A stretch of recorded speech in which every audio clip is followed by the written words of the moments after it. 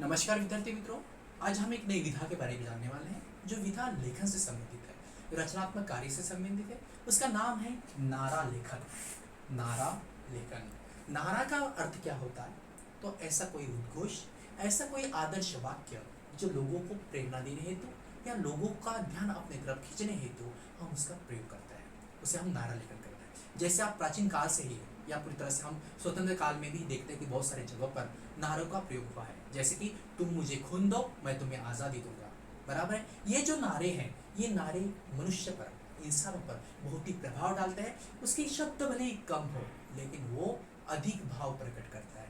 तो इस वजह से नारा को हम, नारे जो है, जो नारा होता है उसे हम क्या कहेंगे? नारा मतलब ऐसी सुक्ति, ऐसा आदर्श वाक्य जो कम से कम शब्दों में, 10 या 20 शब्दों में व्यापक अर्थ प्रतीत करता हो और वो सीधा लोगों के तरफ, लोगों को अपनी तरफ आकर्षित करता हो और वो जो है वो बहुत ही उच्च कोटि का अर्थ प्रतीत करता हो। देखिए, ये जो नारों के प्रकार होते हैं ये पूरी तरह से सामाजिक हो सकता है, राजनीतिक हो सकता है, धार्मिक हो सकता है, व्यावसायिक हो सकता है, प्रेरणादायी हो सकता है। बराबर है। इसके बाद जो है अलग अलग माध्यम से, व्यावसायिक रूप से भी बड़े बड़े नारे जो है दिए जाते हैं। तो ये जो नारा लेखन हम जब करेंगे तो सबसे पहले आपको याद रखना है कि ये कम से कम शब्दों में आपको विशेष अर्थ प्रकट करा देने के लिए प्रयास करना है। यहाँ पर ज़्यादा नहीं लेकिन 10 या 15 शब्दों का ही निर्माण करते हुए आपको वाक्य रचना करनी है और नारा प्रस्तुत करना है। नारा जो है 2 पंक्ति का भी हो सकता है, नारा ये 1 पंक्ति का भी हो सकता है। तो आप समझ चुके हैं नारा लेखन जब किया जाता है तो ये कम शब्दों में अपने विचार लोगों तक पहुंचाना होता है और उस लोगों को अपनी तरफ आकर्षित करना, ये अहम भूमिका नारों की होती है। तो ये जो नारा लेखन किया जाता है उसके बहुत सारे उद्देश्य होता है। जैसे उदाहरण के रूप में समाज को एक आदर्श संदेश देने के लिए भी हम नारे का प्रयोग करते हैं। अलग प्रकार के नारे दिए जाते हैं।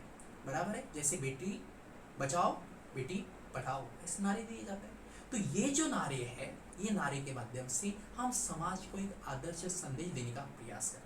ऐसे बहुत सारे नारे हैं। उसके बाद जो है हम लोगों को किसी कार्य के विशेष के प्रति आप उसे आकर्षित करने के लिए भी नारे देते हैं। जैसे जल ही जीवन है, ये पानी के माध्यम से जो नारा दिया जाता है उसके माध्यम से लोगों को अपनी तरफ आकर्षित किया जाता है और उसका महत्व बताने का भी प्रयास किया जाता है। और जो सामाजिक अभिव्यक्ति होती है, जो सामाजिक तत्व होता है, जो सामाजिक कोई सुविचार, अच्छा विचार होता है, उसे अभिव्यक्त करने का साधन भी नारा है, क्योंकि वही नारा समाज का प्रतिबिंब उस वाक्य के माध्यम से, उस बातों के माध्यम से उस संस्था या समाज का प्रतिनिधित्व करता है और उसका बोध कराने का भी प्रयास करता है। इसकी वजह से हम देखते हैं कि लोगों की किसी विशेष अभिव्यक्ति के लिए भी नारे का प्रयोग किया जाता है। जैसे पानी के बारे में मैंने बताया आपको, बेटी पढ़ाओ बेटी बचाओ के बारे में बताया। तो ये सभी अलग अलग प्रकार के जो नारे हैं, उस नारे का उद्देश्य यही होता है कि आदर्श बातें लोगों तक पहुँचे, आदर्श संदेश लोगों तक पहुँचे और वो कम से कम शब्दों में पहुँचाए जाए। तब उसे हम नारा लेखन कहते हैं,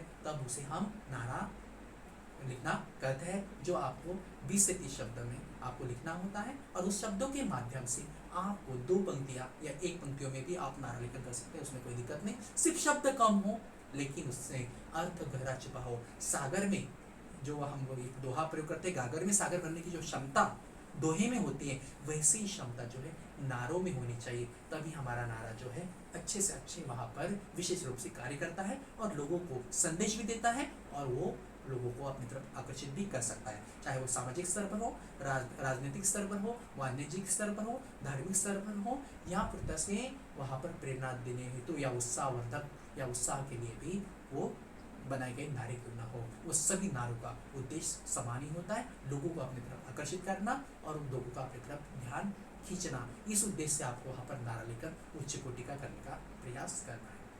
याद रखना है कि जब नारा लेखन आप करोगे तो नारा लेखन करते समय आपको कुछ बातों का ध्यान रखना होगा। उदाहरण के रूप में पूरी तरह से नारा ऐसा बनाना चाहिए कि जो साधारण शब्द में हो, आसान भाषा में हो, सरल भाषा में हो, लेकिन लोगों के दिलों में उतरना चाहिए। ऐसे उसकी शब्द रचना हो, ऐसा उसका लेखन हो, ऐसी उसकी रचना हो। मतलब आम बोलचाल के शब्दों का प्रयोग आपको नारा लेखन करते समय करना है। उसी के साथ आप नारा लेखन जब करोगे तब आप वहाँ पर याद रखना है कि जो तुक वाले शब्द होते हैं, लयबद्धता वाले शब्द होते हैं, ऐसे तुक वाले शब्दों का आपको पूरी तरह से प्रयोग करके नारे को और भी उच्च कोटि का बनाने का प्रयास करना है। जैसे कि नर हो या नारी बन जाए सब साक्षर। लेखन करेंगे तो उस समय आपको याद रखना है कि वो प्रचलित शब्द जो होते हैं, प्रचलित वाक्य जो होता है, आम बोलचाल के शब्द जो होते हैं, उसका आपको नारों में प्रयोग करना है ताकि लोग उसके प्रति जल्दी आकर्षित हो सके। आम बोलचाल के शब्द वहाँ पर प्रयोग कर कर आपको नारे को बहुत ही उच्च कोटि का बनाने का प्रयास करना है। श्लोक जो नारा होते हैं वो नारे कभी भी गंभीर अर्थ वाले होने चाहिए। मतलब नारे जो आपने तैयार किए हैं, जो नारा तैयार किया है उसमें गहन अर्थ छिपा हुआ होना चाहिए। और जब नारा लिखना आप करोगे तो 15 से 20 शब्द या 10 से 12 शब्दों में उसका लेखन आप कर सकते हैं। याद रखिए वो एक वाक्य में नारा हो सकता है, 2 वाक्य में भी नारा होना हो सकता है। हमें हमेशा याद रखना है जब भी आप नारा लेखन करोगे तो उसमें से कोई आदर्श संदेश सामने पहुंच सके, इस हेतु से हमें नारा लेखन करना है ताकि सामने वाली व्यक्ति अपने नारे की तरफ आकर्षित हो सके।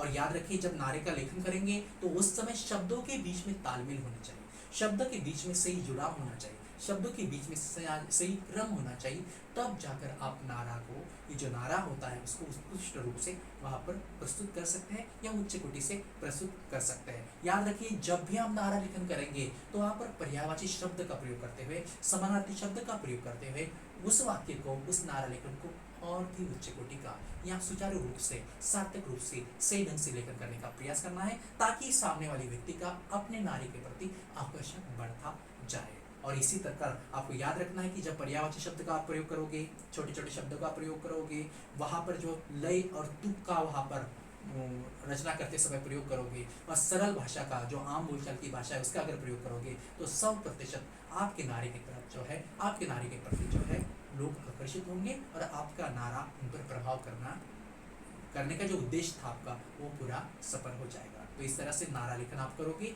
कम से कम वाक्य में, 1 या 2 वाक्य में करोगे, वहाँ पर 10 से 15 शब्दों में आप वहाँ पर जो है नारा लेखन करोगे, लेकिन उसमें बहुत ही गहन और गंभीर सही अर्थ छिपा हो ऐसे नारा लेखन आप अपने माध्यम से वहाँ पर सटीक भाषा में, साहित्यिक भाषा में करोगे, लेकिन जो आम बोलचाल की भाषा है उसका वहाँ पर प्रभाव होना चाहिए और वहाँ पर जो है लयबद्धता उसमें होनी चाहिए, तुक होना चाहिए, पर्यायवाची शब्द का प्रयोग आपको कर कर उस नारे को आपको और भी उच्च कोटि का बनाने का प्रयास करना है। इस तरह से कम शब्दों में अधिक से अधिक बात, महत्वपूर्ण बात आपको उस नारों के माध्यम से प्रतिबिंबित करने का प्रयास करना है, प्रकट करने का प्रयास करना है, अभिव्यक्त करने का प्रयास करना है, तब जाकर आपको अच्छे से अच्छे अंक जो है नारा लेखन में मिल सकता है, जो नारा लेखन 5 अंकों के लिए परीक्षा में दिया जाता है। धन्यवाद।